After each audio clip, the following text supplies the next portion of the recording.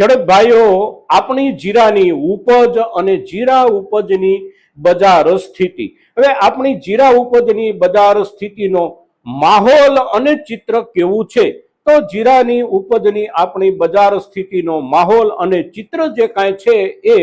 છેલ્લા આ અઠવાડિયા દરમિયાન આપણે જોઈએ અને વિતેલા અઠવાડિયા દરમિયાન બજારની સ્થિતિ અને માહોલ આપણે જોઈએ તો આપણું જીરું ભાવોને લઈને અવશ્ય એક મજબૂતી તરફ આગળ વધી રહ્યું છે। ગતિ અવશ્ય ધીમી છે, પણ જે ગતિ છે એ ગતિના પાયામાં એટલે કે આગળ વધવાની દિશામાં જે બળ પાછળ લાગેલું છે એ બળ એટલે બજારની મજબૂતીના કારણો જે કાંઈ છે એ કારણો અવશ્ય સારા છે। સાથે સાથે આપણા સ્થાનિક કારણો જ્યારે બની રહ્યા છે ત્યારે આ કારણો લાંબા સમય સુધી ટકી રહી જઈ શકે છે અને આપણા જીરાની ઉપજના ભાવોને એક ઠીક લેવલ સુધી પહોંચાડી પણ શકે છે। એટલે આપણા જીરાની ઉપજની બજારની વર્તમાન સ્થિતિના પાયાના કારણો અને આ કારણોના જે કાંઈ મુદ્દાઓ નાના મોટા છે એની ચર્ચા એટલે આજની આપણી જીરા ઉપજ સંબંધિત ચર્ચા। મિત્રો, તો આજના આપણા આ વિડીયોમાં, આ એપિસોડમાં આપ સૌ દર્શક મિત્રો અવશ્ય બન્યા રહેજો।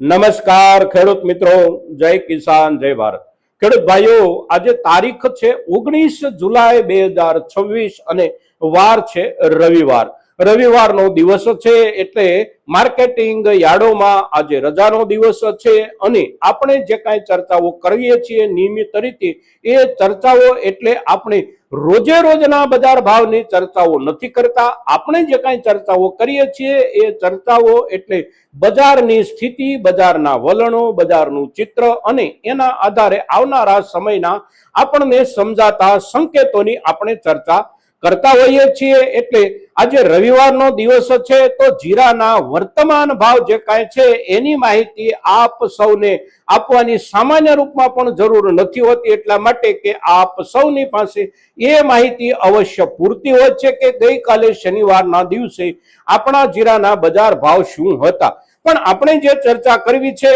એ ચર્ચા એટલે આપણી જીરાની ઉપજની બજાર ભાવની સ્થિતિમાં આ અઠવાડિયા દરમિયાન શું ફેરફારો આવ્યા અને આ પહેલાના અઠવાડિયા દરમિયાન શું ફેરફારો આવ્યા। કારણ કે આપણે જીરાની ઉપજ પર છેલ્લી જે ચર્ચા કરી હતી એ ચર્ચા ઉપરથી 2 અઠવાડિયા પૂરેપૂરા પસાર થઈ ગયા છે। આપણે છેલ્લી ચર્ચા કરી જુલાઈ મહિનાની 3જી તારીખ અને શુક્રવારના દિવસે, ત્યાર પછીનું આખું અઠવાડિયું અને આ બીજું આખું અઠવાડિયું વીતી ગયું। આ સમયગાળા દરમિયાન આપણા જીરાની ઉપજના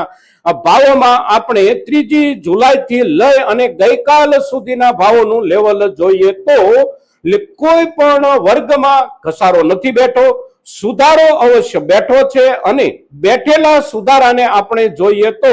પહેલાના અઠવાડિયા દરમિયાન ખાસ કોઈ સુધારો નહોતો। બજાર સામાન્ય રૂપમાં સ્થિર ચાલ્યું આખું અઠવાડિયું, પણ આ અઠવાડિયાના પહેલા દિવસથી સુધારાની શરૂઆત થઈ અને પહેલો દિવસ એટલે સોમવારના દિવસે આપણા જીરાની ઉપજમાં જે કાંઈ સુધારો આવ્યો એ સુધારો એટલે સામાન્ય રૂપમાં 20 કિલોએ 30 રૂપિયાથી લઈને 50 રૂપિયા સુધીનો। ત્યાર પછી મંગળવારનો દિવસ એટલે બહુ નીચો રહ્યો સુધારો, પણ 10, 12, 15 રૂપિયાથી લઈને 25 રૂપિયા અવશ્ય સુધારો બન્યો। બુધવારનો દિવસ થોડો વધારે સારો ગયો અને બુધવારના દિવસે એટલે કે 15 તારીખના દિવસે, 15 જુલાઈના દિવસે સુધારો ઠીક બન્યો અને તે દિવસનો સુધારો એટલે લગભગ 50 રૂપિયાથી લઈ અને 60, 70 કે 100 રૂપિયા સુધીનો પણ કેટલાક વર્ગમાં બુધવારના દિવસે સુધારો હતો। ત્યાર પછી ગુરુવારનો દિવસ, શુક્રવારનો અને શનિવારનો દિવસ તો સુધારો કોઈ વર્ગમાં થોડો ઘણો બન્યો, પણ કોઈ પણ વર્ગમાં ઘટાડો નથી બેઠો। પાછળના દિવસોમાં જે 3 દિવસ દરમિયાન સુધારો બન્યો એ સુધારો જળવાઈ રહ્યો અને આખરે આપણે જોઈએ તો આ અઠવાડિયામાં મળેલો સુધારો એટલે 20 કિલોએ 100 રૂપિયાથી લઈ અને 175.80 થી લઈને 200 રૂપિયા સુધીનો સુધારો વર્ગ પ્રમાણે, અને એ સુધારો ટકી ગયા પછી આજના રવિવારના દિવસે આપણે જ્યારે ચર્ચા કરીએ છીએ ત્યારે આપણી સામે ચર્ચાનો મુદ્દો એટલે આ ટકી ગયેલો સુધારો અને આવી ગયેલો સુધારો, એના કારણો શું। તો આવી ગયેલો સુધારો જે છે એની સાથે જોડાયેલું કારણ કોઈ પણ બાજુથી વિદેશ વ્યાપાર નથી અને વિદેશ વ્યાપાર કોઈ પણ જગ્યાએ વધવાના સમાચાર કે ખબર ન હોવા છતાં પણ બજારમાં આપણને આટલો સુધારો એક અઠવાડિયા દરમિયાન જો મળે તો એનો અર્થ જે નીકળે છે એ અર્થ એટલે આપણા પોતાના દેશની જે કાંઈ જીરાની જરૂરિયાત છે આ જરૂરિયાતમાં અવશ્ય ક્યાંક વધારો થયો છે। સાથે સાથે અત્યારના સમયમાં ભલે વિદેશ વ્યાપારોનો જથ્થો નથી વધ્યો પણ આવનારા દિવસોમાં હજી વિદેશ વ્યાપારના જથ્થામાં વધારો થઈ શકવાની આશા અપેક્ષા આપણા દેશના મસાલા વેપારીઓએ છોડી નથી દીધી। એટલે એમના તરફથી લાંબા ગાળે વેપાર કરવા માટે સંગ્રહ તરફની ખરીદી અવશ્ય ઉત્સાહ સાથે શરૂ છે અને એ ખરીદીમાં એમના તરફથી થોડો વધેલો ઉત્સાહ સાથે સાથે આપણા સ્થાનિક જરૂરિયાતમાં વધતા જથ્થાને લઈને આપણે ત્યાં ભાવોમાં આ જે સુધારો બન્યો છે એ સુધારો એટલે સંપૂર્ણપણે આપણી જીરાની ઉપજનો આત્મનિર્ભર સુધારો આપણે ગણવાનો છે અને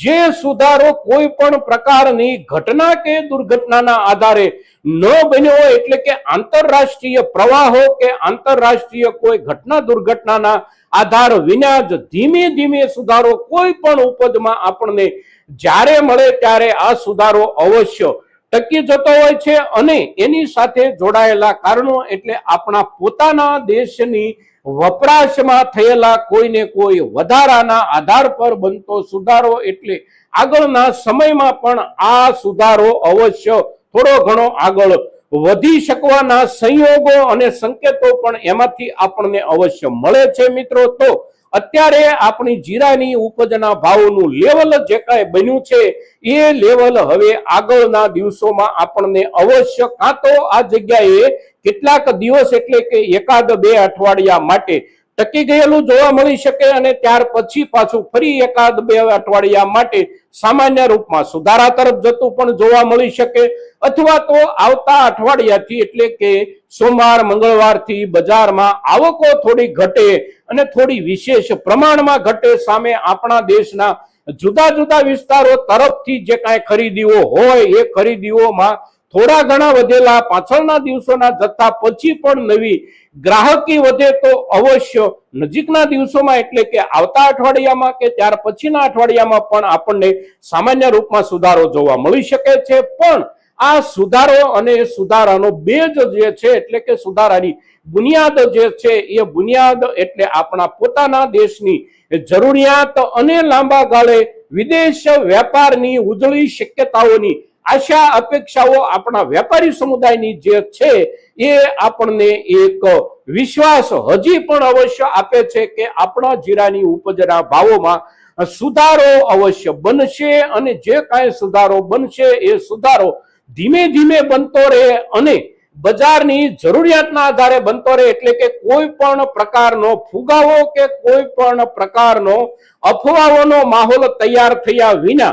વાસ્તવિક જરૂરિયાતના આધારે જ સુધારો ધીમે ધીમે આગળ વધતો રહે તો એ સુધારો જ લાંબા ગાળા સુધી ટકી રહે અને આપણા ખેડૂત સમુદાયની વાત કરીએ તો ખેડૂત સમુદાય માટે પણ અને આપણી સાથે જોડાયેલા આપણા નાના મોટા વેપારી સમુદાય માટે પણ એ સુધારો ફરી વખત પાછો ધોવાઈ જાય અને નુકસાની ઉઠાવવાની આવે એવું ન બને એ પ્રકારનો સુધારો એટલે ધીમે ધીમે અને વાસ્તવિક જરૂરિયાતના આધારે બનતો સુધારો અને એવું ચિત્ર અત્યારે આપણને આપણી જીરાની ઉપજમાં દેખાઈ રહ્યું છે મિત્રો। તો જે કોઈ ખેડૂત મિત્રો પાસે જીરાની ઉપજ સાચવી શકાય એવી સ્થિતિ એટલે કે ક્વોલિટીના હિસાબથી સાચવી શકાય એવી સ્થિતિમાં હોય તો એના ઉપર આ મુદ્દાના આધારે આપણે નિર્ણય કરવાનો છે। જે ઉપજ સાચવી શકાય એ ક્વોલિટીની નથી અને બદલાયેલા વાતાવરણની અસર થવા માંડી છે અથવા તો થવા માંડશે એવું આપણને લાગે છે તો સમય પ્રમાણે એનો આપણે નિકાલ કરવાનો પણ નિર્ણય કરીએ મિત્રો। ઉપજ આખરે આપ સૌની છે, આપ કોઈ પણ નિર્ણય આપની વિવેક બુદ્ધિના આધારે લઈ શકો છો પણ બજારમાં અત્યારે જે માહોલ અને અત્યારની જે સ્થિતિ છે એ સ્થિતિ આવનારા સમયના કેટલાક ઉજળા સંકેતો આપણને જ્યારે અવશ્ય આપી રહી છે, ત્યારે આપણે એના ઉપર થોડો ઘણો એટલે કે આપણી ઉપજ અને બજાર ઉપર થોડો ઘણો વિશ્વાસ મૂકી અને કેટલાક સમય માટે ધૈર્ય રાખીએ, ધીરજ રાખીએ અને બજારનો અભ્યાસ કરતા રહીએ તો અવશ્ય લાભ થવાની શક્યતાઓ અને લાભ થવાના સંયોગો જ્યારે વધારે છે, ત્યારે એ મુદ્દાઓને ધ્યાનમાં રાખી અને આપણી ઉપજ પર આપણે નિર્ણય કરીએ મિત્રો. સાથે સાથે પાછળના દિવસોમાં મળેલા સુધારા બદલ આપ સૌને હાર્દિક વધાય અને આવનારા દિવસોમાં ટકી જાય સુધારો અને વિશેષ રૂપમાં આગળ વધે એવી શુભકામના સાથે આજનો આપણો આ એપિસોડ, આજનો આપણો આ વિડીયો આપણા ખેડૂત સમુદાય માટે તો અવશ્ય અગત્યનો છે, પણ આપણી સાથે જોડાયેલા, આપણી સાથે નિયમિત કામ કરનારા આપણા નાના મોટા વેપારી સમુદાય માટે પણ આ વિડીયો અને આપણો આજનો એપિસોડ બહુ અગત્યનો છે મિત્રો. તો મહત્તમ ખેડૂતો અને મહત્તમ આપણા નાના મોટા વેપારીઓ સુધી આજની આપણી આ ચર્ચા પહોંચે એને માટે આપ સૌના તરફથી પ્રયાસો થાય એવી અપેક્ષા સાથે જય કિસાન, જય ભારત.